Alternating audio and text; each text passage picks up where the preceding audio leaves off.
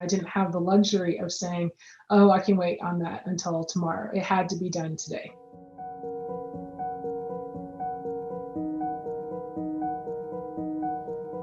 My name is Wendy Nembhard. I'm a professor and chair of epidemiology at the University of Arkansas for Medical Sciences.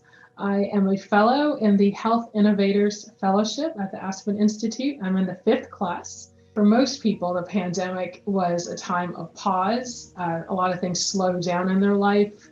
A lot of things at work changed. For me, it was an onslaught because as an epidemiologist, this is our time. Epidemics is all about what we have trained for all of our careers. And the pandemic was sort of like the disaster everyone knew was coming, but you never thought would come in your lifetime. There's a variety of things that needed to be done, and it was all fast and furious.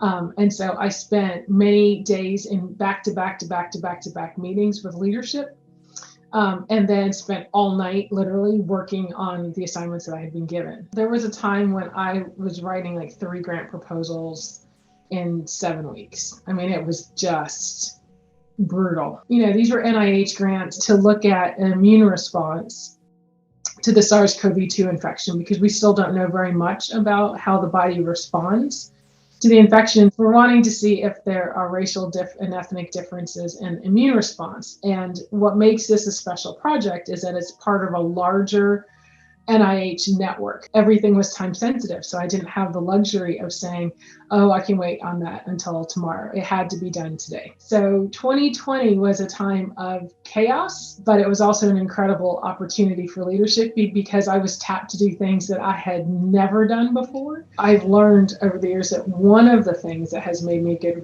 leader is that I'm really calm under fire. Every day there was so many things that were thrown at me.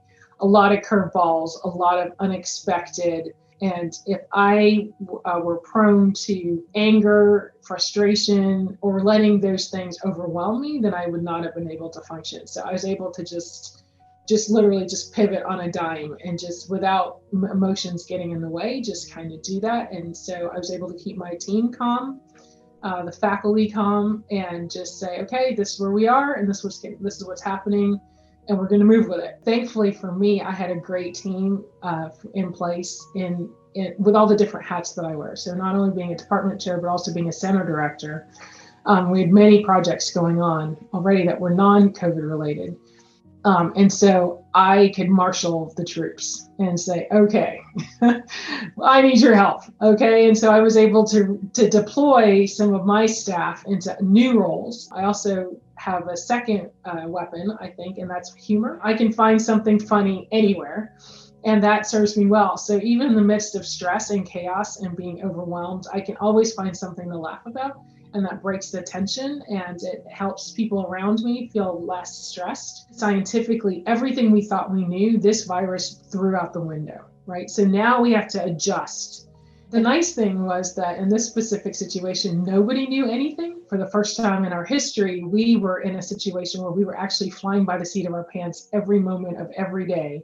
And people couldn't accept that. And so when information changed, from hour to hour, they felt frustrated and they couldn't figure out why. They're like, well, why can't you just give us an answer? I said, because we don't have one.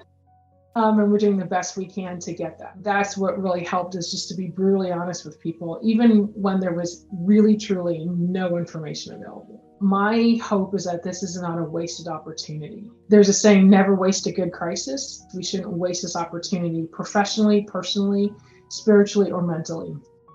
And what do I mean about professionally? This has given me a whole new career path and a whole new realm of possibility, and learned that I could do things that I didn't think I could do or didn't think I even wanted to do. I guess I'm a true scientist because that virus truly fascinates me. It is so different for every person.